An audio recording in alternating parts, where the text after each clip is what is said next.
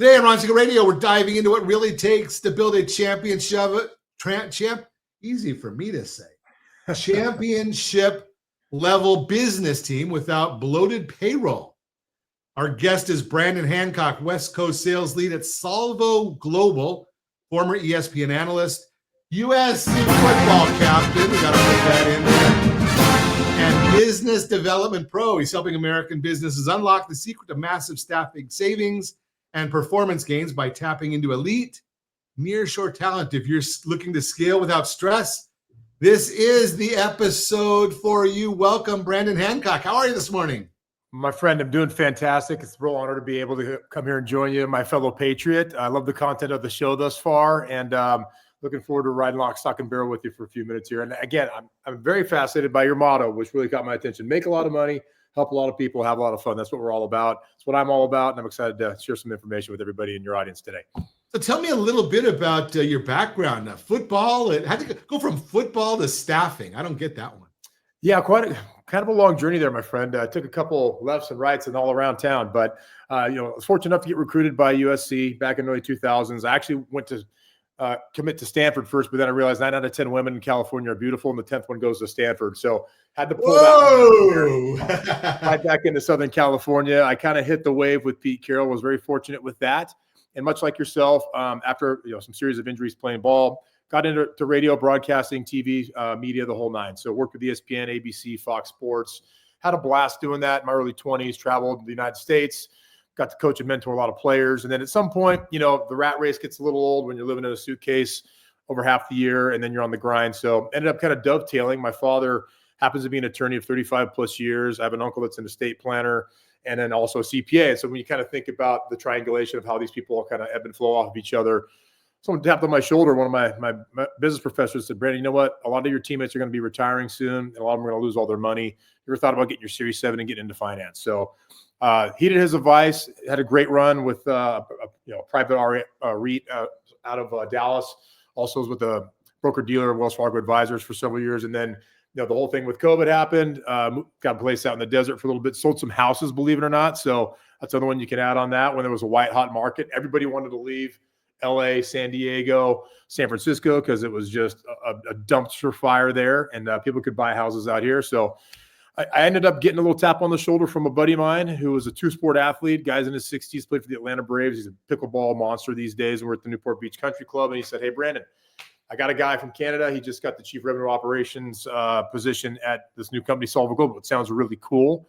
I think they're looking for a guy like you that has some West Coast street cred and has been in the game for a while. I think it'd be a great fit. Why don't you just come have lunch and hear him out? It was like a Tuesday afternoon. The gentleman says, hey, buddy, I hope you have your passport. Do you have it on you? I said, yeah, I do. He's like, well, we're leaving on Friday. Come with me, come down to Medellin, Colombia, and check out what this is all about. So I can get into all the bells and whistles and the fun stuff that we do there. That's our Latin American headquarters. But they made an offer I couldn't refuse, and here we are. And truth be told, I love what I do. I'm very passionate about it. We have amazing leadership. But the best part about it is, it's all about competition in my life. And to be competitive in the U.S. labor markets now, it's gotten so run amok with entitlement. I think the university system has failed a lot of kids.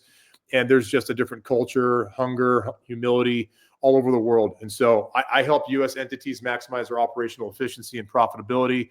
It's really fun to see, whether it be a law firm or an insurance agency, a logistics company, a software company, take it from 2 to 5 to 10 to 50 employees and watch them force multiply. So that's kind of the roundabout way of how I got to where I am now. And I'm really, really enjoying it. Sounds like a lot of fun. Yeah, it's not the worst thing in the world. Hey, you have clients that I'm considering opening up a call center. I might need some 30 debt collectors for my industry. But, before we pull the trigger, I'd like to come down there and check out your operations. So I do spend a lot of time in Latin America. I can tell you the culture, the music, the food, the energy, it's fantastic. And we're very, very well, fortunate that we are a well-funded company. The owner of Salvo in particular, which is it's a division partner of the Bigger Picture Venture Employer Services, which is the nation's largest privately held PEO, professional employer organization, which helps with HR, payroll, all those compliance issues for small to mid-sized businesses. But he's a Mexico City native. He built this thing from ground up back in 2018. We now have 55 office locations in 40 cities around the globe. We have 42,000 employees that serve the United States, Canada, and now European markets.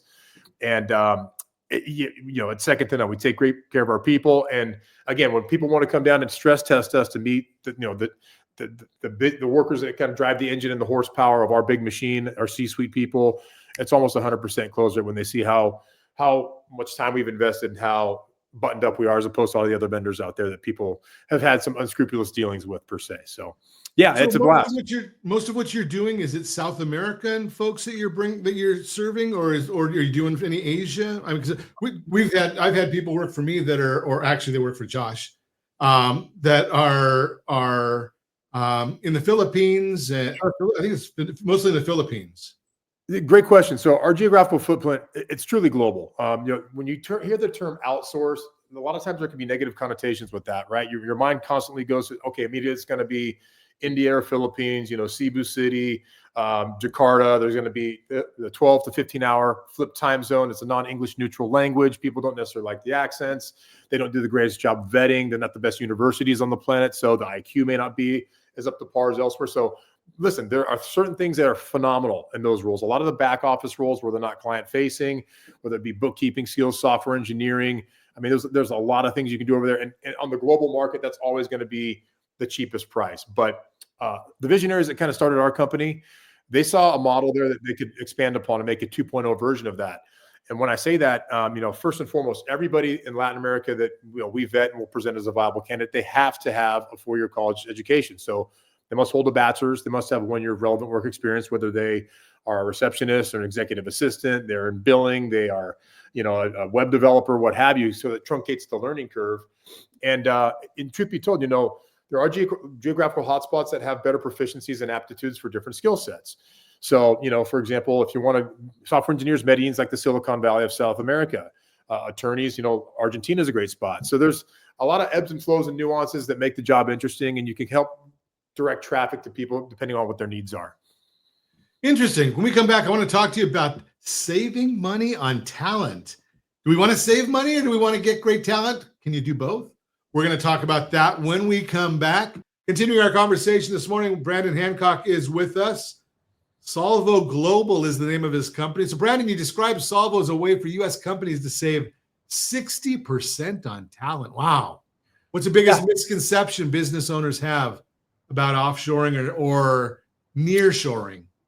Yeah, I think one of the biggest misconceptions that arises out there is that, having exceptional talent at a reduced cost of that substantial nature, that they're mutually exclusive. You can't have the best of both. And this is just simply not true. We do a very exhaustive job pre-vetting our candidates, and we have everything from your rudimentary, mundane, laborious data entry personnel people, anybody who literally can fog a mirror, can do the job, right, and move an A to B. That's the bottom barrel, all the way up to people that literally are attorneys that have 8 to 10 years of experience and understand immigration law. You have people that are CPAs, bookkeepers, software engineers, people that full stack front end, back end coding. So, whatever the flavor is that your company needs, when you look at your org chart, you see how it's ebbing and flowing and how you can basically pour kerosene on your campfire to help scale it. The cool thing about Solvo, what we do is that we will take a job description from anybody. You give us the specs you want. We go through it with a fine-tooth comb, kind of dig through the minutia to build a comprehensive profile. We cite our scope. We hit the target right from the get-go. We have 500 recruiters around the globe.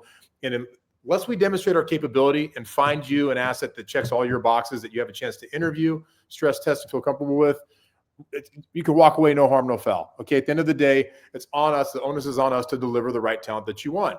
9.8 times out of 10, people will start by dipping their toe in the water because they've never done this before. There's a little bit of trepidation, a little anxiety.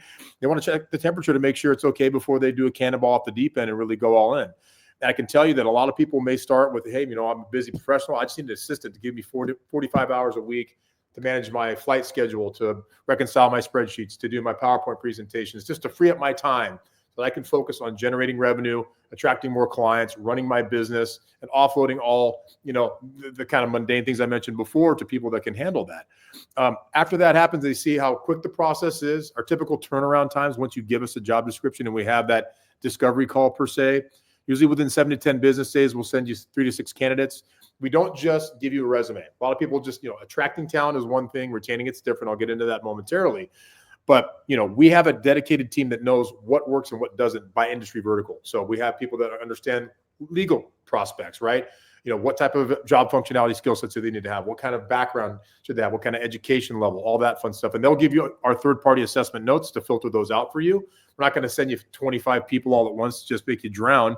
We give you the diamonds in the rough. We get the needles in the haystack that you can assess at that point. We also make everybody shoot a 90-second to 2-minute video. Why do we do that?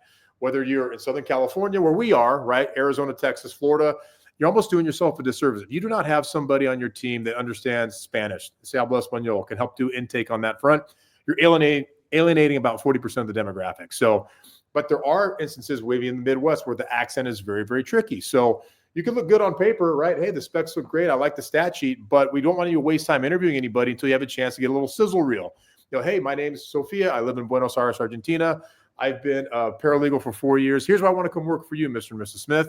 That way you can see how they express themselves. It's an English filter, and that way you don't waste your time going down a rabbit hole if it's not going to cut the mustard. So we have a pretty exhaustive approach to make sure that you get the right fit. And I will tell you this, median numbers, these are accurate for the most part for the majority of our roles. If you were to hire someone here in the United States, we're talking one person. And let's go with California, for example, because it's the most punitive labor laws in the land. After taxes, benefits, insurance, people are dying on the vine. They're forced to move out of here. I mean, you see it in mass exodus. Google's doing it. Everybody's moving to Texas and Florida. We don't need to get into all that stuff. You and I are lockstep on that front. But truth be told, we take care of all the back end headache for you. So people will save about $35,000 per hire per year. And I have use cases of that with law firms and people that have replaced their reception team to have a virtual model. And they, this guy had 10 receptionists, and he showed me the year-over-year numbers, saved $350,000 on his bottom line to reinvest into his company, to put into his pocket, to help his kids go to school, to hire more people in other departments, to bring in more lawyers, what have you. So, we really have an answer for everything. And I don't want to just get stuck on the remote component. We have on-site, in-state deliverables too. And, again, nowadays, it's the turnover, the job markets, with low unemployment, just the work level that's, coming out late. A lot of my clients these days are very frustrated. They say, hey, all these young kids, they want to walk into some cush job, $100,000 starting. They're going to dictate to me their work-life balance. They want to raise after 3 months. We're not having it. So, we can certainly listen. We deploy the assets that we have to find you what you need. If it's someone that's here in California, or if it's Des Moines, Iowa, we have an answer for that charges no success fees. Nowadays, when you have a headhunter and you say, hey, I need someone that can do X, Y, and Z, they need to live 20 miles from here, and here's the deal. They're going to charge you 20 to 25%. So let's say that person's base salary is $100,000. You're paying 20 to 25 grand just to get that one person in. That adds up very quickly. So we have other tools like that as well. But the mainstay of what we do is help U.S. companies backfill where they need more support. And we do it at a cheaper rate. So typically, you almost get 3 employees for the price of one. They're fully bilingual. And I can tell you this, they are dedicated. They take full accountability. Just because Solvo writes their checks, you are 100% their boss. They're dedicated to you and you alone. They don't work for any other companies.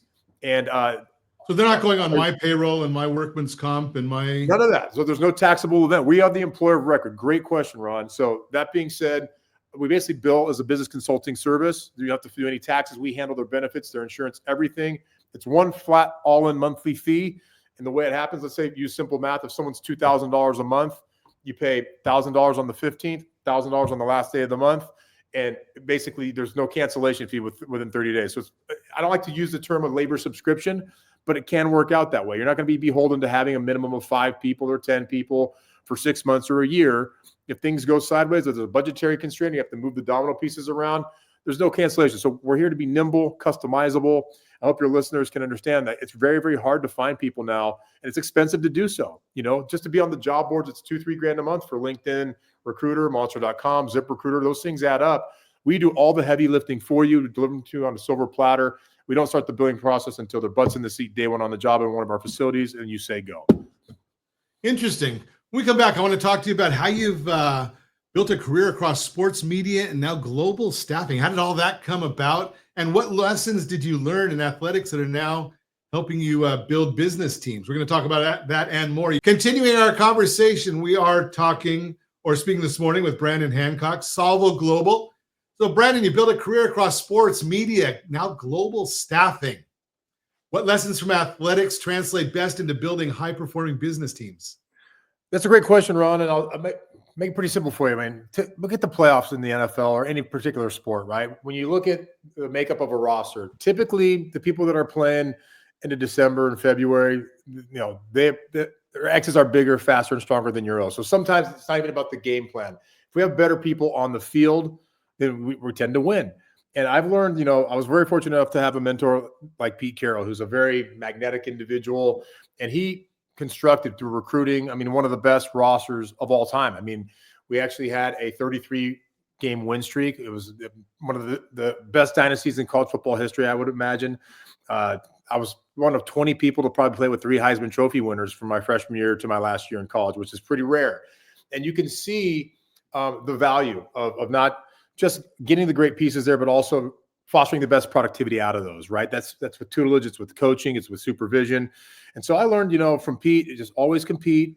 And again, surround yourself with people that are going to help pull you up by the bootstraps and motivate you to perform at your very best level. So when you kind of take those lessons from sports to have that championship mentality and just put in the extra work and you translate that to business, the same applies, right? So whether you're a law firm, whether you're a CPA firm, you want people in your company that are going to be challenge you.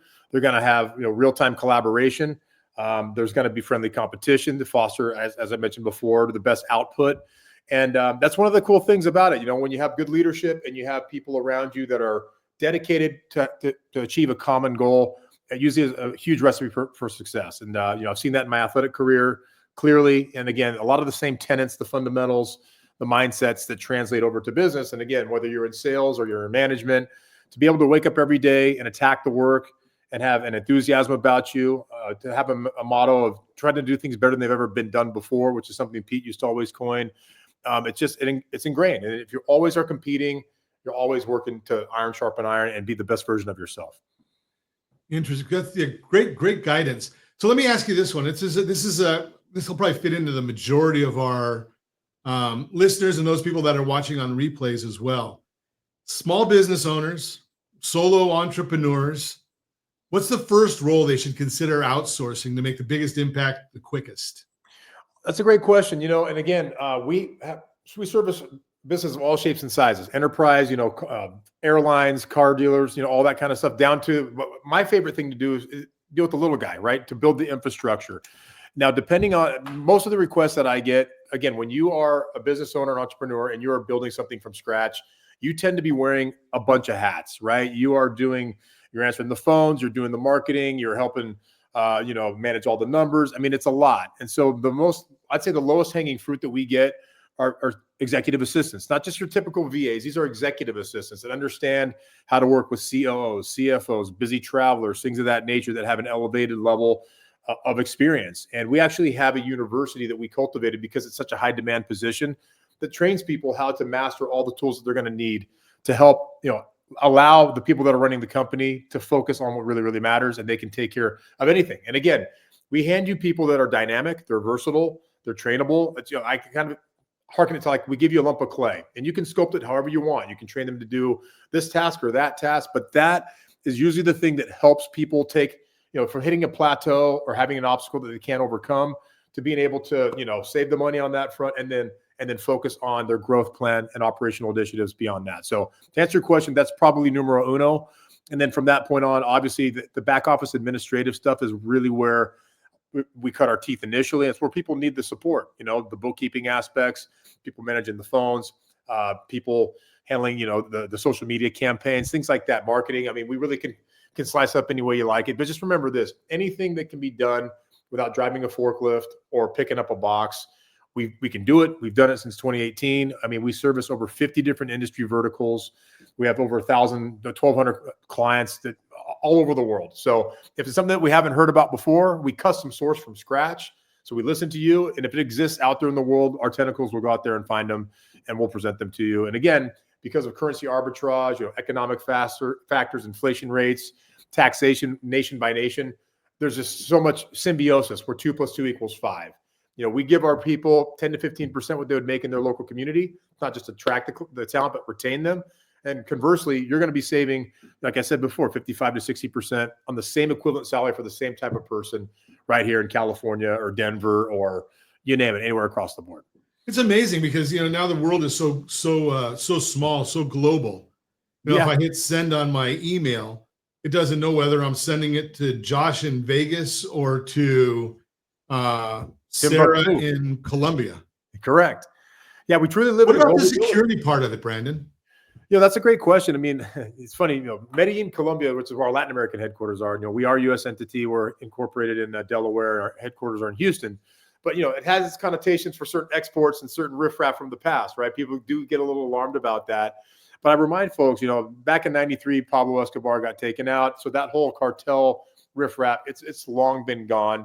It's a beautiful country right in the Andes Mountains, and when it comes to security, the guy that runs our IT tech support, because this is the big one, right? If you're going to be the lifeline between you and your business is cybersecurity, VPNs, firewalls, cloud servicing. So listen, we're PCI compliant on all commercial and financial transactions.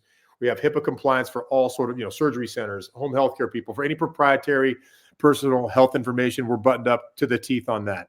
We have locations that are SOC 2 Type 2 certified, which is probably the uppermost echelon of security stringency, I guess that's a word, right? That you can even imagine. So with random auditing. So knock on wood, since 2018, we've never had a third-party breach of data. We've never had an internal asset leak any trade secrets or IP. We have a very meticulous program that buttons that up. So that being said, what we usually do, Ron, with people that have a third-party, IT administrator or whatever, they'll talk with our team, whatever ecosystem they want to run on, by a software perspective, they want to have remote desktops and have things live on their databases here in the States. We can carve it up 6 ways to Sunday. So that is something that gives people a lot of peace of mind, knowing that your stuff's going to be safe. I mean, people have personal assistants with access to their bank accounts. They can pay their Amazon accounts. They book travel. We've never had an issue because we have direct oversight and supervision on site at all times. And I'm sure that's a big issue because there's so many areas that are, sensitive, and nowadays it's even more sensitive. I mean, and the regulations involved in everything. Correct. Yeah. I mean, listen, the SEC and FINRA, as you know, in the mortgage industry, they took a big hit with the countrywide stuff back in 2009. Very, very heavily regulated. They have to have certifications and things of that nature. But again, we do everything soup to nuts when it comes to when we bring someone in to recruit for a position you're looking for. We do background checks. We do drug tests. We actually, interestingly enough, in Latin America, they take it even a step further than we do here. They make people take physicals, because the last thing you want is someone saying, hey, I'm sitting down for 9 hours a day or for a 10-hour shift, and I got gout and it's your fault. So they really are exhaustive in their approach to making sure that everything's buttoned up on the front end. And occasionally, listen, if you do get a lemon once in a while, it's just life. It happens. You can't cover off the ball every time. We replace those people for free, and we get you the right people to get the job done for whatever you're looking to do. Well, I'm certainly glad that I'm not going to work for you guys then, because I'm not sure I can pass a physical. That's a whole different story. Hey, buddy, you lost 60 pounds. Congrats on that, huh? Yeah, thanks. Hey, something, if you want more information on Salvo Global, give me a call at 800-306-1990. I'd be happy to put you in touch with Brandon Hancock. SalvoGlobal.com is the website. But again, you can just reach out to us at Ron Siegel Radio, and we'll put you in touch with Brandon. I know where to find him. Well, someday. I'm not that hard to find, buddy, and I'm not hiding. So look forward to it again soon, my friend.